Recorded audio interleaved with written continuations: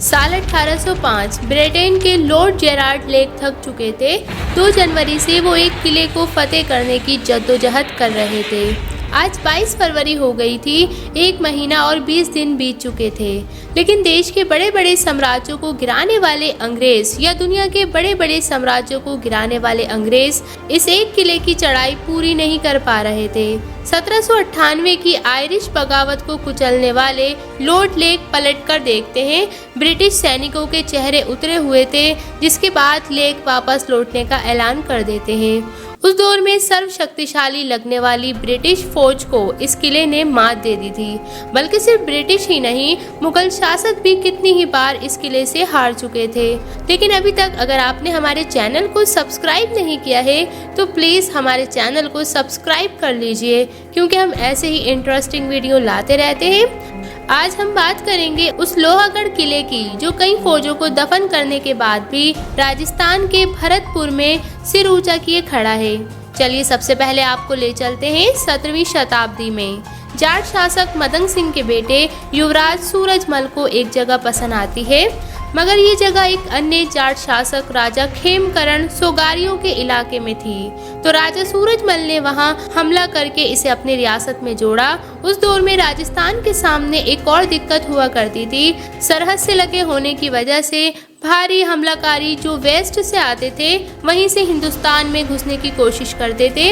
इस तरह हिंदुस्तान में होने वाले लगभग हर हमले को पहले राजस्थान झेलता था। सूरजमल की दृष्टि दूर की थी, अगले राजा वही बनने वाले थे, तो उन्होंने सबसे पहले अपने राजपाट को सुरक्षित करने के लिए इस जगह एक किला बनाने का फैसला किया। साल 1733 के आसपास इस किले की नींव पड़ी। किले को बड़े बड़े हथियारों से भी बचाना था। दरअसल मुगलों और अंग्रेजों के आने के साथ ही जंग में नए तरह के वेपन भी आए थे, फायर आर्म्स और कैनॉन्स, मतलब बंदूकें और तोपें। पहले के बने हुए किले इन हथियारों को झेल नहीं पाते थे, क्योंकि उन्हें डिजाइन नहीं किया गया था कैनॉन के लिए। सो नींव रखने के साथ ही एक और काम किया गया। किले के आसपास खुदाई की गई। बेहद गहरी एक खाई खोदी गई, जिसमें आगे पानी भरा जाना था।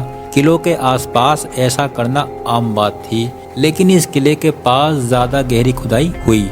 माना जाता है कि ये खुदाई कुछ इस तरह थी कि किले का इलाका एक मानव निर्मित आइलैंड की तरह लगने लगा था, टापू की तरह। वहीं बाहरी दीवारों को कुछ ऐसा बनाया गया कि बड़ी बड़ी तोपों के तगड़े हमले भी झेल सके। पहले चट्टानों की मोटी चुनाई हुई और मजबूत दीवारें बनाई गईं, और उनके सामने मिट्टी की मोटी दीवारें बना दी गईं। इन मिट्टी की दीवारों का काम किले के लिए वैसा ही था जैसे इंसानी शरीर पर एक बुलेट प्रूफ जैकेट का होता है। किसी भी बड़े हमले को ये दीवारें एब्जॉर्ब कर लेती थीं, क्योंकि जो गोला होता था वो मिट्टी में धंस जाता था, कभी दीवार तक पहुंचता ही नहीं था। सैकड़ों लोग, खजाने का बड़ा हिस्सा और 8 साल लगे इस किले को तैयार करने में। लेकिन जब ये किला बनकर तैयार हुआ तो फौलाद की तरह मजबूत था, इसलिए इस किले का नाम रखा गया लोहागढ़ किला। लोहागढ़ किला 2872 मीटर की परिधि में फैला हुआ है। इसका आकार आयत की तरह यानी एक रेक्टेंगल की तरह है।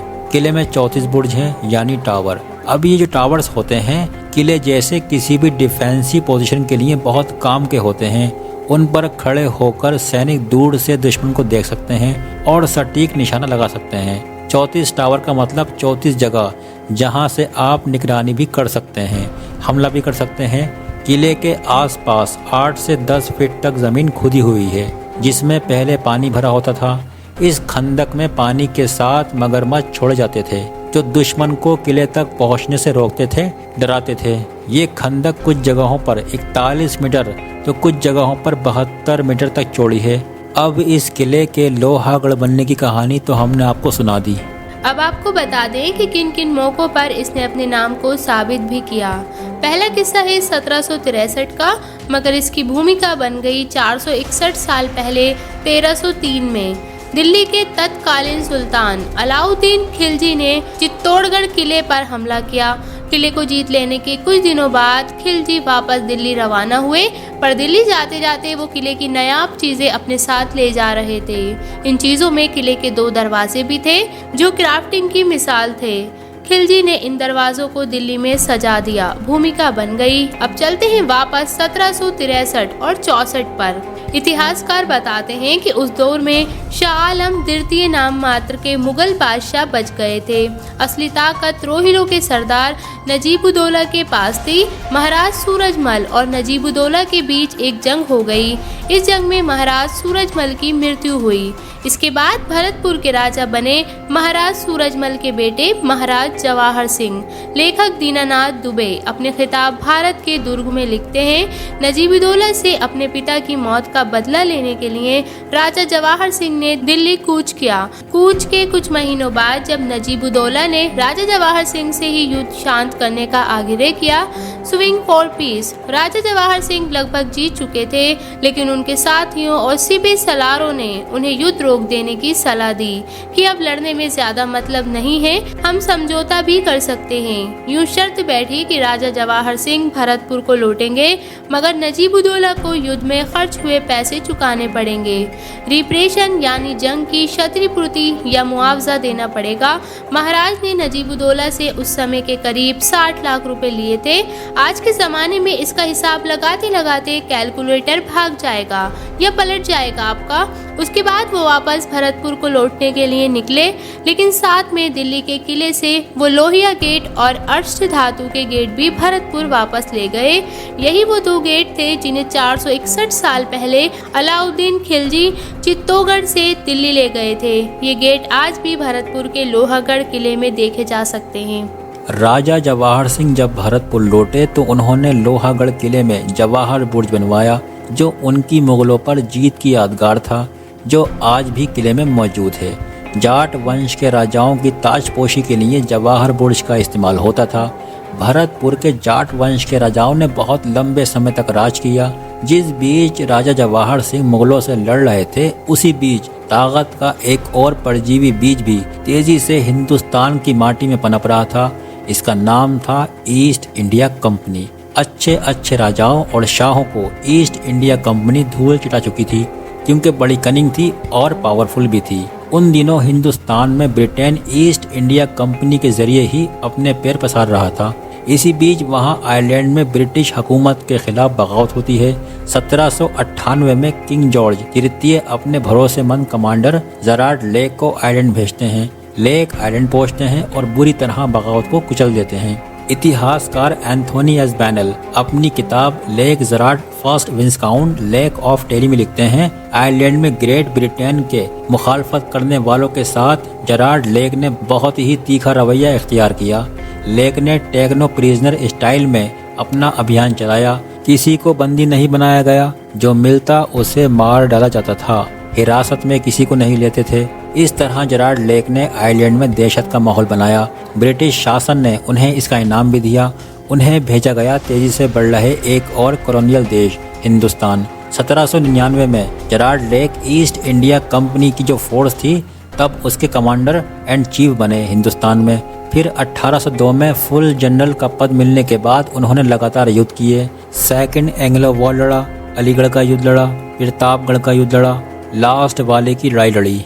इन युद्धों की लिस्ट लंबी है, जो जेराल्ड लेक ने सैनिक कप्तान रहते हुए लड़ी भी और जीती भी। लास्ट वाले की लड़ाई अहम भी है, क्योंकि इसमें सिंधिया घराने की दौलत राव शिंदे की लगभग सारी ही फौज ब्रिटिशर्स ने खत्म कर दी थी। 2 जनवरी 1805 को महाराजा यशवंतराव होलकर हराने की तलब लिए जेराल्ड भरतपुर पहुंचे। ये इंदौर के थे, मगर होलकर का साथ राजा रंजीत सिंह दे रहे थे। रंजीत सिंह महाराज जवाहर सिंह के बेटे थे और उस वक्त भरतपुर के शासक थे। होलकर और रंजीत सिंह अपनी फौलादी किले के अंदर थे। किला जेराल्ड के समझ में नहीं आया। 5 दिन तक रणनीति बनाने के बाद जेराल्ड ने 7 जनवरी को पहला हमला किया। 9 जनवरी को ब्रिटिश सेना किले के अंदर जाने में कामयाब तो रही और इसकी अगुवाई कर रहे थे लेफ्टिनेंट कर्नल मैकलेन, लेकिन नतीजा बड़ा खराब रहा अंग्रेजों के लिए। जेराल्ड ने अपने 400 सैनिक खो दिए, यहाँ तक कि नेतृत्व कर रहे मैकलेन भी जानलेवा रूप से घायल हुए। 16 जनवरी को दूसरा हमला हुआ। इस बार महाराज के सैनिकों ने गहरे खंदक में पानी डालकर हमला बेअसर किया। 500 ब्रिटिश सैनिक और मारे गए, इसमें जिनमें एक और लेफ्टिनेंट कर्नल शामिल थे। हालांकि हमले जारी रखने के लिए जेरार्ड को लगातार ब्रिटिश सरकार से माल और सेना मिलती रही। फिर जेरार्ड ने तीसरा हमला किया 20 फरवरी को। इसका भी नतीजा ब्रिटिश की शिकस्त ही रही। फिर अगले दिन किले को भेदने की एक आखिरी कोशिश की गई, लेकिन इन सभी हमलों में जेरार्ड को नाकामी के अलावा कुछ हाथ नहीं लगा। 22 फरवरी को 3292 ब्रिटिश सैनिकों की मौत के बाद बहुत बड़ा नंबर है अपने टाइम के लिए। ये जेरार्ड के सामने ये साबित हो गया कि इस किले को लोहागढ़ का किला क्यों कहा जाता है। देश विदेश और हिंदुस्तान की जगह जगह से फतेह हासिल कराए सैनिक commander sir Gerard Lake Lohagarh किले को भेद नहीं पाए। इनकी क्रूरता से हमने आपको अभी कुछ देर पहले ही वाकिफ करवाया था, लेकिन ये क्रूरता सिर्फ दुश्मन सैनिकों के लिए नहीं थी, वो खुद के सैनिकों के लिए भी उतने ही क्रूर थे। Wing commander Mukund Shridhar Naravane retired सैनिक इतिहास के एक बढ़िया स्कॉलर माने जाते हैं। इनका एक और परिचय यह है कि इन्हीं के बेटे जनरल मनोज मुकुंद नरवणे रिटायर्ड भारत के 28वें थल सेना प्रमुख थे। नरवणे सीनियर का भारत में हुई लड़ाइयों और किलों पर जो काम है उसे काफ़ी सराहा जाता है उनके स्कॉलरशिप को। उनकी एक ऐसी ही किताब है battle of the honourable east India company. इसमें 1805 में हुई लोहागढ़ की लड़ाई का जिक्र भी है। विंग कमांडर नरवणे लिखते हैं, चौथा हमला नाकाम होने के बाद सर जेरार्ड लेक को वापस लौटना पड़ा। भरतपुर में लोहागढ़ किले के असफल कूच में कुल 3292 ब्रिटिश फौजी मारे गए। इसका सबसे बुरा हिस्सा यह है कि जो ब्रिटिश सैनिक जख्मी होकर जहां गिरे थे उन्हें वहीं मरने के लिए छोड़ दिया जेरार्ड ने और बाकी लोगों के साथ वहां से चले गए। उन्हें तड़पता देख किले के अंदर से लोग आए और उन्हें मारकर दर्द से आज़ाद किया। इस जीत के बाद महाराजा रणजीत सिंह ने किले में एक और बुर्ज बनवाया। इस बुर्ज का नाम था फतेह बुर्ज। फतेह का अर्थ होता है जीत। ये बुर्ज अंग्रेजों के ऊपर जाट शासन की जीत की यादगार बना। आप फतेह बुर्ज को आज भी लोहागढ़ किले में जाकर देख सकते हैं। इसके अलावा भी किले में बहुत सी ऐसी जगह हैं और आर्टिफैक्ट्स हैं जो देखने लायक हैं। इनमें किशोरी महल, महल खास और कोठी खास शामिल है। कभी छुट्टियों में राजस्थान जाएं तो भरतपुर भी होकर आ सकते हैं। लोहागढ़ किला आपको एक बार ज़रूर देखना चाहिए। फिलहाल आज के लिए बस इतना ही। लेकिन वीडियो अच्छा लगा हो तो प्लीज़ हमारे चैनल को सब्सक्राइब करके ज़रूर जाएं। रिक्वेस्ट इसलिए क्योंकि हम दोनों बहुत ही मेहनत से वीडियो बनाते हैं। आप लोगों से रिक्वेस्ट है, प्लीज़ हमारे चैनल को ज़्यादा से ज़्यादा सब्सक्राइब करिए। अगर आपको हमारी ये इन्फॉर्मेशन पसंद आई हो तो वीडियो को लाइक, शेयर एंड सब्सक्राइब करना ना भूलें। और ऐसे ही ज़बरदस्त इंटरेस्टिंग नॉलेज के लिए बने रहिए हमारे YouTube channel AK knowledge year पर। तब तक के लिए टेक केयर।